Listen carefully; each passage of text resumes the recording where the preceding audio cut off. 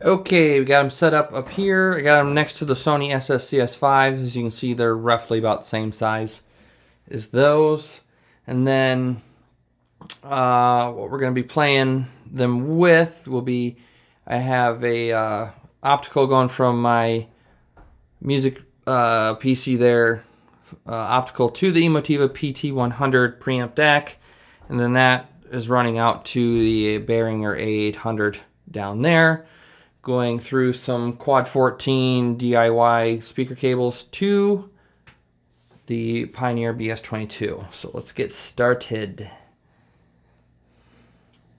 Oh, and then I don't know if you care, the computer has a Asus Zonar sound card in it. I just stuck it in there because I needed the optical out. All right, here we go.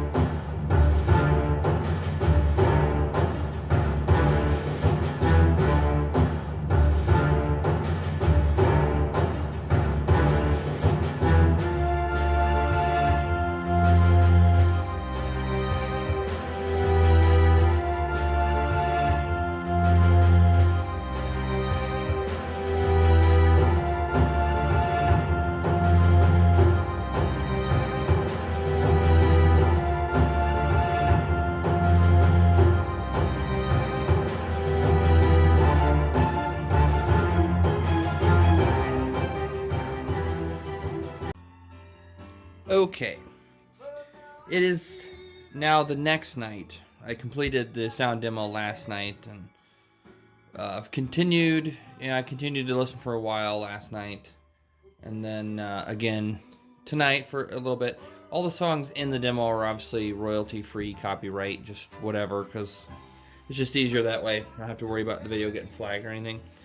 But now I see why these speakers did so well, and I've listened to them a bunch because I've had them a little while.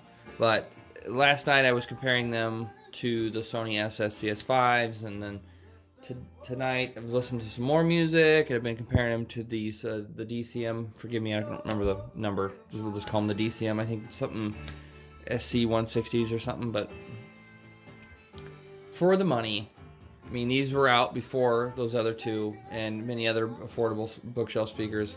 See why they do hang with even these current affordable budget speakers that are coming out. Even for 130 bucks, they'd be worth every penny. It's even better that you can find them used now for even less. I'm not going to get all audiophile wordy with you, but just kind of what I'm hearing, the low end is good. They have enough low end. Like many of these bookshelf speakers, they could benefit from adding a subwoofer and doing a 2.1 system, but even without it, and I mean, my space I'm using here, my listening space is pretty small. I think it's like 13 by 13 or 13 by 14, but over that way it's an open wall out into the rest of the basement. But I have a lot of blankets and damping, so that kind of eats up, kind of makes it take more power to get them loud. But in this space, the bass is really good for how small a driver they're working with. The only thing I noticed is comparing it to these other, budget or affordable bookshelf speakers that have 5 and 6.5 inch woofers, is even though they have good low end, they lack a bit of that punch, that thud you get when you start to turn up the volume with like these DCMs having a 6.5 inch woofer. You're going to get a little more thud and punch out of them. You're going to feel a little bit more, but you're also dealing with a larger woofer. Now, on the other hand, the Pioneers do very well for only having a 4-inch woofer. The low end is, warm and smooth, and, it's there. A lot of people could easily get by with these with no subwoofer. Now, me personally, I do like that the DCM and the Sonys sound really just as good to me. It's just they got that, since they have a little bit bigger woofer, you get a little more punch out of them. But that's subjective. That's just me, and other people may not care, especially if you're going to add a subwoofer to it, then it really don't matter. But now on the high end, I don't know, I listen to all of them, and I like all of them. There's a problem. These have very good high end, very smooth, clean sounding tweeters. Plenty of detail. Being crossed over at 3 kilohertz, you're going to get a good amount of vocals in the 4-inch woofer, which is fine because being a smaller woofer is going to allow it to be fast enough to reproduce those vocals well. So, I don't know. I don't really have any complaints. My biggest complaint is those round grills. I just don't like them. Other people might like them. I think they're ugly. And it kind of, I don't like, it followed the whole series. I had the towers too, and I just didn't like that weird round grill. The shallow binding posts on the back, which I've been finding on all these speakers, it's not a huge deal.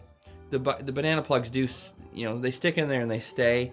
It's just one of those little pet peeves, because I have other speakers where the binding posts are, will accept the full depth of a full-size banana plug. I don't get why all these budget speakers, they throw these binding posts on the back so they look nice, and then you go to plug in a banana plug and it only goes half or 2/3 of the way in.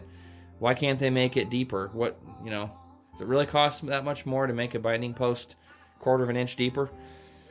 Anyway, if you're looking for a really good budget bookshelf speaker, Where these are going to shine now, because I'm doing this review so much later, is you're probably going to be able to find these on the used market for well under $100. I think I looked the other day on eBay, and I think there was a pair on there for like 67 or 70 bucks, which in good shape, worth every penny.